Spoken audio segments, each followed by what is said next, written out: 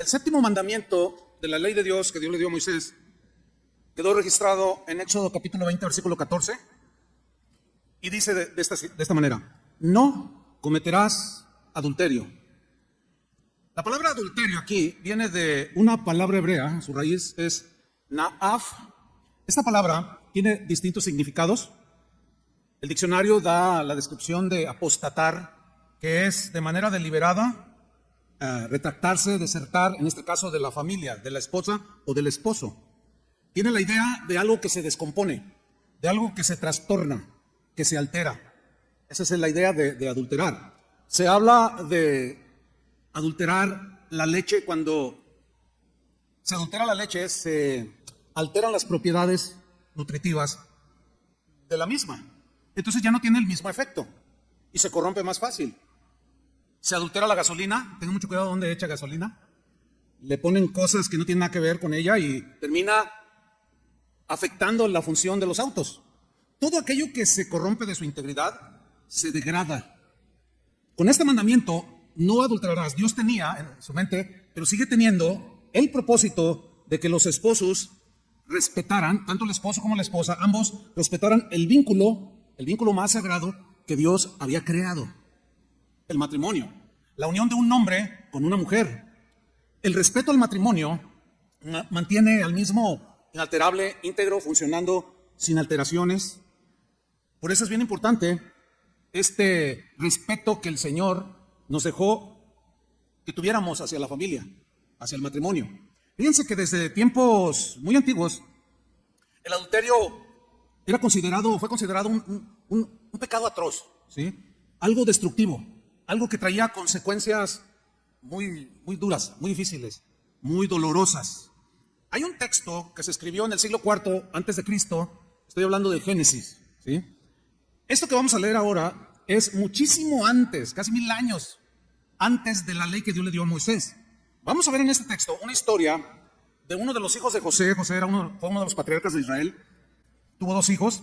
Por algunas situaciones familiares, su hijo terminó en Egipto, pero esclavizado, como un siervo, como un esclavo. Y estoy hablando de José, el hijo de Jacob. Él fue a parar a la casa de un hombre rico de Egipto. Este hombre se llamaba Potifar, era un hombre casado, era un hombre muy emprendedor, era un hombre muy rico, con muchas propiedades, haciendas, ganado, etc. Y José fue comprado por Potifar como esclavo. Y Potifar empezó a ver que ese esclavo tenía algo distinto que los otros. Lo que pasa es que José era un joven de 30 años en ese momento, era un hombre temeroso de Dios, amaba a Dios, respetaba a Dios. Y la historia que voy a leer, una parte está en Génesis 39, versículo 7, lo voy a leer en la versión al día. Vamos a ver el concepto que tenía José respecto al respeto que debía tener hacia la mujer ajena, en este caso. Dice Génesis 39, 7, José era muy varonil y de buena presencia, o sea, era un hombre apuesto, joven, 30 años. Y dice, algún tiempo después, la esposa de su amo, subrayen, la esposa de su amo, o sea, Potifar, puso sus ojos en él, comenzó a mirarlo detenidamente, comenzó a sentirse atraída por este joven que tenía temor de Dios. Y le dijo, sin más ni más, acuéstate conmigo, le dice. Ahora, si esto le sucede a alguien que no tiene temor de Dios, su reflexión sabia es, bueno, pues a quién le dan pan que llore, ¿verdad? Y se sienten pues conquistador, y se sienten que todavía las pueden, etcétera, etcétera. Pero José era distinto. Y dice que dice el versículo 8, cómo reaccionó José ante esta insinuación de una mujer que no le importaba destruir su propio matrimonio, su propia vida, a sus propios hijos, ofender a sus padres, a sus suegros. No le importó, no lo estaba tomando en cuenta. La reacción de José fue la siguiente: pero José se negó. En la versión Reina Valera dice que José no quiso, lo cual implica que fue un acto de la voluntad. No quiso José, dijo, no, yo no. Pero luego le da una explicación, siempre guardando el respeto hacia la esposa de su amo. Le dice que José se negó y le dijo, mi señor confía tanto en mí que no se preocupa para nada de lo que pasa en la casa. O sea, todo lo puso en mis manos, yo soy el responsable, etcétera. Y ha puesto en mis manos, dice, todo lo que tiene, su hacienda, sus ganados, sus cosechas, todo José lo administraba. Y Potifar, como vio a un joven íntegro, se ganó su confianza. Dijo, yo no voy a traicionar la confianza de mi patrón, de mi amo. Y le depositó para que administrara con sus manos, con su inteligencia, con su sabiduría, todos los bienes que este hombre tenía. Dice, tu esposo me lo puso en mis manos. Dice el versículo 39. Aquí, o sea, en su hacienda, en su casa, tengo tanto poder como él. O sea, como el mismo Potifar. Nada, dice José, explicándole a esta señora, nada me ha prohibido. Puedes matar un cabrito, comerlo, puedes comer de la cosecha, de los árboles frutales, puedes montar los caballos, todo está en tu mano. Nada me ha prohibido. Y luego le dice, excepto a ti. O sea que cuando Potifar le pone las manos a José, mira, puedes usar todo lo que hay aquí en la hacienda. Es como si fuera tuyo, José. Pero ¿sabes una cosa? Cuidado con que te metas con mi mujer. A lo mejor ya la conocía que era una señora con problemas. Y le dijo, nada más te voy a encargar algo. A mi esposa la vas a respetar.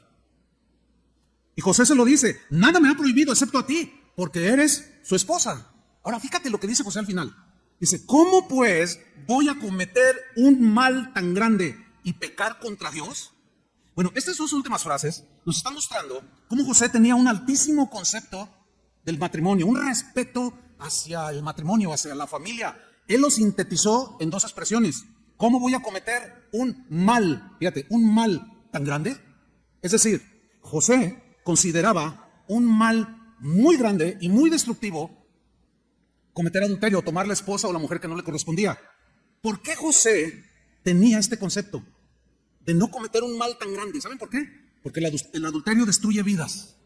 El adulterio destruye esposas, destruye esposos, destruye hijos, destruye padres de ambos, destruye abuelos, destruye sobrinos, destruye nietos, hasta los vecinos que tienen en alta estima a un hombre o una mujer. En fin, destruye familias enteras. Por eso es que José dijo, ¿cómo voy a cometer un mal tan grande? Bueno, a todo eso que acabo de mencionar hay que añadir también que el adulterio, aparte de todo lo que mencioné ya que genera, también se genera abandono. El abandono genera pobreza, miseria, frustración, amargura en el esposo, la esposa, o los hijos, o el abuelo, o el tío. Engendra odio. Y ya yéndonos al extremo, engendra asesinatos. En Proverbios 6:32, con pocas palabras nos narra todo lo que provoca el adulterio. Dice Proverbios 6:32, mas el que comete adulterio es falto de entendimiento. Es decir, que teniendo una inteligencia, un sentido común, una capacidad para reflexionar y considerar qué es bueno y qué no es bueno, qué es conveniente y qué no, qué es malo, qué es destructivo o qué es edificante, como lo ciega la pasión a una persona que se deja arrastrar, dice, el que comete adulterio es falto de entendimiento. En otras palabras, como que se le bloquea la razón y comete un acto irracional. ¿Por qué? Porque va contra él mismo y que sin duda, en muchos casos, quiero pensar la mayoría de los que cometen adulterio, sí aman a su esposa, sí aman a su esposo, pero están errando en otras cosas, están errando en distintas situaciones que están enfrentando y como que se bloquea el razonamiento. Hay una versión que dice, el que comete adulterio es un tonto, un torpe, dice otra versión. Luego añade, corrompe su alma el que tal hace. Aquí habla de corrupción, habla de descomposición. Se descompone el ser mismo, la persona misma que comete un pecado de esta índole. Así mismo se corrompe, es como la manzana que se pudre, ¿sí? Que recibe un golpe, se cayó y ese golpe provoca la pudrición.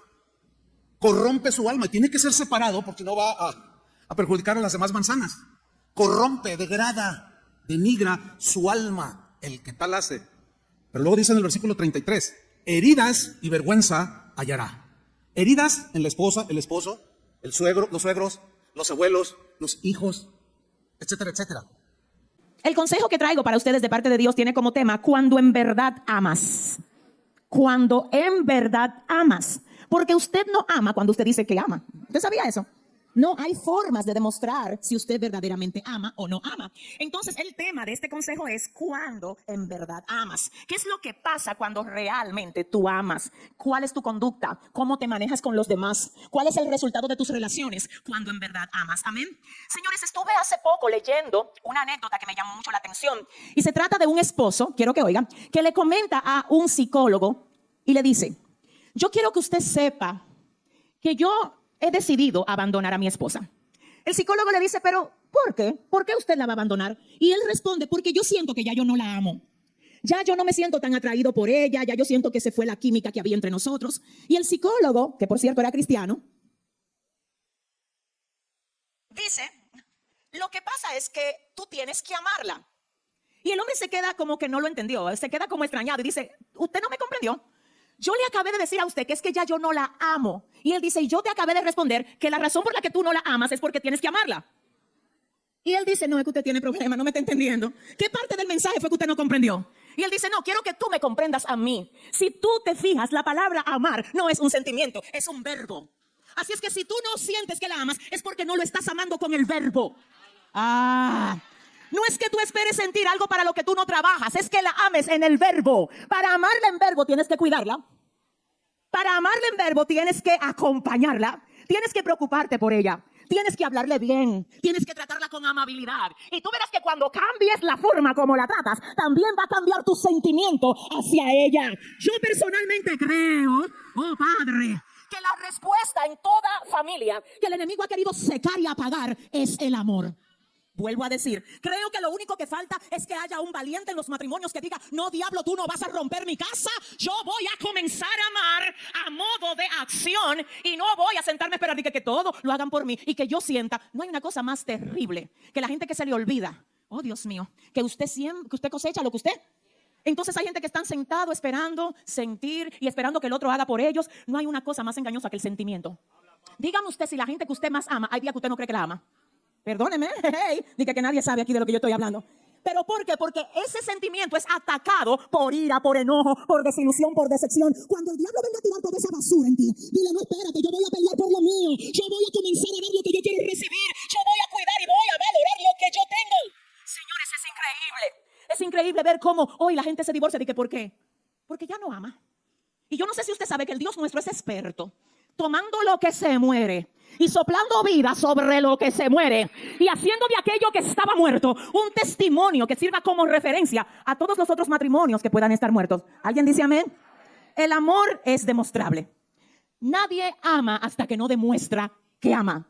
De hecho, cuando el Señor se dispuso a demostrarnos a nosotros el amor que nos tuvo, dice Juan 3:16, que de tal manera amó Dios al mundo que ha dado a su Hijo unigénito para que todo aquel que en él cree no se pierda, mas tenga vida eterna. No es lo que tú dices, es lo que tú revelas. No es que tú le digas a la gente que tú lo amas, es que tú se lo demuestres. Ahora bien, todo el que ama, oiga bien, porque hay gente que solo demuestra el amor hasta donde no representa un problema para ellos, hasta donde no representa una pérdida o un sacrificio de sus propios intereses. Entonces no es a eso que yo me estoy refiriendo. El que ama, todo lo da. La gente persigue lo que ama. Usted se levanta por lo que usted ama. Usted coge vehículo y rueda horas por algo que usted ama. Usted se va y hace el sacrificio que haya que hacer por algo que ama. Porque lo que se ama se persigue. ¿Alguien está aquí? Lo que se ama se persigue. Entonces, ¿qué hizo el Señor? Te cayó atrás a ti, me cayó atrás a mí. ¿Sabe por qué? Diga conmigo, porque me ama. ¿Cuántos saben aquí que Dios los ama? Si tú dices que amas a tus padres y tú nunca se lo demuestras, realmente tú no los amas. El amor es demostrable. El amor quiere cuidar.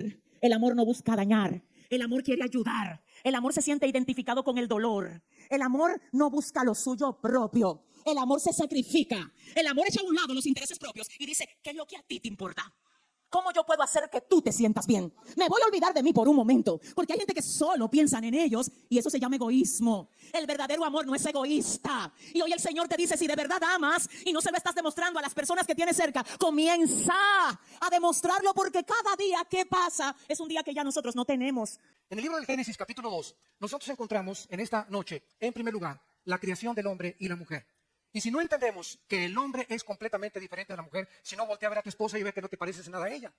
Y las mujeres volteen a ver a los maridos y dense cuenta que en nada nos parecemos, ni física, ni intelectual, ni emocional, ni espiritualmente. Entonces, somos completamente diferentes el hombre y la mujer.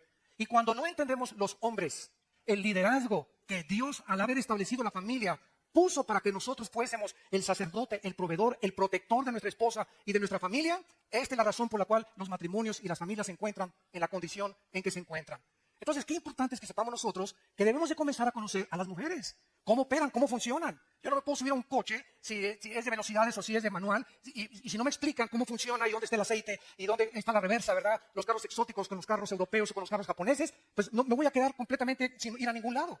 Y cuando no entendemos cómo funciona una mujer, esta es la razón por la cual los hombres están tratando a las mujeres como las están tratando, como esclavas, como sirvientas, como algo que se pisotea, como el famoso dicho, tómame y déjame y úsame.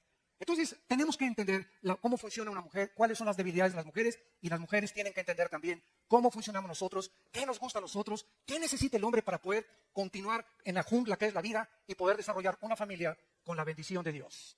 Dice en el libro del Génesis, capítulo 2, versículo 7, Jehová Dios formó al hombre del polvo de la tierra. Y esto es interesante, señores científicos que nos escuchan, porque los 19 elementos que forman la tierra y los 4 gases que forman el cuerpo humano son exactamente los que forman el polvo y los que forman el cuerpo humano. Así que cuando la Biblia nos muestra que el origen del hombre físicamente es de la tierra, la misma ciencia lo comprueba. Cuando venimos a la Biblia no estamos especulando, ni filosofando, ni teorizando. A lo mejor, puede que, chance y, no estoy seguro. Venimos a puras verdades absolutas. Porque la Biblia es precisamente su principal caracterización. Es el único libro que contiene verdades absolutas, al contrario de todo el relativismo que existe en la filosofía y en la literatura del mundo. Dios forma al hombre del polvo de la tierra y sopla en su nariz aliento de vida, y fue el hombre un ser viviente. La Biblia dice que cuando fuimos creados originalmente, algo se nos infundió que no se les infundió a los animales, señores darwinianos. Los animales son diferentes a los seres humanos, nosotros no provenimos de los animales. Si tú lees el libro de Carlos Darwin, vas a encontrar este lenguaje, chance y, no sé, no estoy seguro, a lo mejor, y jamás en el origen de las especies, Carlos Darwin muestra cuál es el origen de las especies. ¿Cómo es posible que le pongan un título a un libro sin que el libro narre el origen de las especies más que filosóficamente? Entonces, el hombre, de acuerdo a la Biblia, es una creación especial. Tenemos una dignidad que no tienen los animales. Fuimos creados a la imagen y a la semejanza de un Dios. Y esta es la razón por la cual hay miles de religiones. Porque no había una sola época en la historia, en las tribus, en las naciones, en los imperios, en las sociedades, en los patriarcados. Nunca ha habido una historia en la que el hombre no haya adorado algo o a alguien. Como decía Sigmund Freud, el filósofo vienés, el hombre es incorregiblemente religioso. ¿De dónde viene esta necesidad de comunicarnos con algo que trasciende nuestra humanidad? ¿De dónde nace ese anhelo de poder consultar con los brujos y con los espiritistas y concentrarnos y que sean marcianos y que extraterrestres? Y algo nos hace movernos hacia el espacio, hacia otra dimensión. La Biblia nos muestra claramente que Dios puso la eternidad en nosotros. Y lo sabemos en lo más profundo de nuestra conciencia. Los egipcios, los babilonios, los sumerios, los romanos, los griegos, los medopersas, todas las civilizaciones en la historia han enterrado a sus muertos, que con la comida, que con la espada. Los egipcios les ponían la comida y la espada. Algo les decía que en la otra vida iban a seguir viviendo. Esto es lo que la Biblia nos revela, que fuimos creados a la imagen y semejanza de Dios. Y esta es la razón por la cual vivimos una época de muchísima confusión. Política, económica, religiosa, espiritual y por si fuera poco, de géneros. De la misma forma estamos nosotros adaptándonos, así nos estamos adaptando a la nueva moral. A la nueva moral. Ahora ya es una cosa normal que tengan relaciones sexuales nuestros hijos antes de casarse. Ahora es normal que el hombre tenga a su amante. Ahora es normal ya un hombre con un hombre, una mujer con una mujer. Esto ya es el colmo de la depravación humana. Y no nos damos cuenta y lo festejamos y se están legislando las leyes sin que nos demos cuenta en qué consiste realmente el fundamento de la sociedad. Y estamos luchando por mejor economía y mejores armas y mejores políticas, cuando lo que nos está destruyendo es algo interno, damas y caballeros. La inmoralidad es la que impide que podamos progresar y avanzar, porque sin la bendición de Dios ninguna nación puede adelantarse ni poder progresar tampoco. La familia en el matrimonio y en la iglesia es la enseñanza práctica de que el hombre y la mujer no son iguales en sus funciones. Esta enseñanza de que el hombre y la mujer ahora, en la época moderna, son iguales, viene de un versículo en el libro de los Gálatas, capítulo 3, versículo 28, que dice así. El apóstol Pablo, al hablar a los Gálatas, les dice: ya no hay judío, ni griego, no hay esclavo, ni libre, no hay varón, ni mujer, porque todos vosotros sois uno en Cristo Jesús. Entonces, se usa este versículo para poder concluir de que el hombre y la mujer son iguales. Y que las mujeres pueden ser policías, luchadoras, boxeadoras, aviadoras, y pueden hacer todas las cosas porque no hay diferencia entre el hombre y la mujer. Y esta es la razón por la cual se encuentra como se encuentra la sociedad. Y aquí está hablando que somos iguales en el cuerpo de Cristo, pero no en las funciones. Y esto es muy importante para poder poner los fundamentos en esta serie del matrimonio y la Biblia. Vamos a ver que muchos líderes, ¿verdad?, están hablando de que el varón y la mujer, al ser nosotros diferentes, tenemos nosotros que entender cuáles son las funciones con las que Dios nos ha creado. No hay nada más maravilloso, más satisfactorio y que glorifique más a Dios que ver al varón y a la mujer trabajando y aceptando juntos el plan de Dios para sus vidas. Varones, Dios tiene una posición para nosotros que no puede ser cambiada por nada. Y cuando nosotros aceptamos el plan que tiene Dios para nosotros como varones, Dios nos bendice como ustedes no se pueden imaginar. Cuando las mujeres aceptan la razón por la cual fueron creadas y las funciones para los cuales fue diseñada su cuerpo, su mente, su espíritu, sus emociones, sus sentimientos, la mujer entonces comienza a realizarse y ya no trata de imitar a Lady Gaga, ni a Madonna, ni a las artistas de las telenovelas, sino que la mujer recobra su identidad y comienza el hombre y la mujer a recobrar su identidad, a entender que el plan de Dios es maravilloso. La importancia de la masculinidad y de la feminidad se ha ido erosionando, insisto, y devaluando inclusive en las iglesias cristianas. Por lo que tenemos la obligación de promover matrimonios heterosexuales, monógamos y saludables. Y esto solamente es posible cuando entendemos la diferencia de nuestras responsabilidades. Nunca será vencido actuar en contra de la Biblia. Cuando nosotros queremos formar la Biblia a nuestro criterio y no nosotros someternos a lo que dice Dios, no vamos a encontrar jamás la razón y el propósito por el cual vivimos. Dice en el libro de Deuteronomio 4, 39 y 40, aprende pues hoy y reflexiona en tu corazón que Jehová es Dios arriba en el cielo y abajo en la tierra y no hay otro. Y guarda sus estatutos y sus mandamientos, los cuales yo te mando hoy, para que te vaya bien. No puede irnos bien en la vida sin obediencia a las palabras y a las leyes de Dios. Es imposible que nos vaya bien en la vida y a lo mejor puedes hasta prosperar y ser presidente o gobernador o hacer muchos negocios, pero como la mayor parte de los empresarios que hemos tenido la oportunidad de convivir con ellos, políticos, estuve en la Cámara de Diputados, me invitaron para dar una conferencia también a más de 56 diputados, siempre hemos encontrado algo, ríen por afuera y lloran por dentro, hogares destruidos, matrimonios divorciados, pero alcanzaron el éxito ante el mundo, pero no como familia, no como matrimonio, no como hombres. Y esta es la razón por la cual hay tantos suicidios, billonarios que se quitan la vida porque se cae la bolsa de valores y toda su esperanza estaba en el dinero. Hombres, ¿verdad?, que no tuvieron el valor de poder ser fiel a una sola mujer y creyeron que eran machos, macho camacho, para tener 3 o 4 amantes. Y todo este deterioro que vemos a nuestro alrededor solamente tiene el mismo origen, ignorar la palabra de Dios. Dice en Génesis 2, del 7 al 8, después de que Dios forma al hombre del polvo de la tierra, primero que la mujer, en el versículo 15, tomó Jehová Dios al hombre y lo puso en el huerto de Edén para que lo labrara y lo guardara. Antes de que la mujer naciera, antes de que Eva fuera sacada, Eva estaba escondida dentro de nosotros. La mujer estaba escondida dentro de Adán. Y Dios saca de nosotros a la mujer como lo vamos a ver. Entonces, antes de que la mujer fuera creada, ya Dios había puesto al hombre, ¿a qué cosa? A trabajar, a cultivar el huerto y a cuidarlo. Después, antes de que la mujer fuera criada, Dios le dice al hombre, de ese árbol, de la ciencia del conocimiento del bien y del mal, no vas a comer, porque el día que tú comas de él, morirás. Dios no le dijo eso a la mujer, se lo dijo al varón. Después, antes de que la mujer naciera, Dios trajo a los animales. Y entonces Adán le da el nombre a cada uno, ese es chango, ese es venado, ese es rinoceronte, ese es jirafa, no la mujer, el hombre. Y después de que Adán le da el trabajo a Dios de cultivar, de darle el mandamiento y de darle nombre a todos los animales, Dios hace a la mujer por causa del varón y no a la mujer por causa del varón. La mujer por causa del varón, perdón, y no el varón por causa de la mujer. Dice la Biblia en el versículo 19, Jehová Dios forma de la tierra a todas las bestias y a todas las aves y las trae a Adán para que viera Adán cómo habían de ser llamadas. Y todo lo que Adán llamó a los animales vivientes, ese es su nombre. Entonces Jehová Dios hizo caer sueño profundo sobre Adán y mientras éste dormía, tomó una de sus costillas y cerró la carne en su lugar. Y de la costilla que Jehová Dios tomó del hombre, hizo una mujer y la trajo al hombre.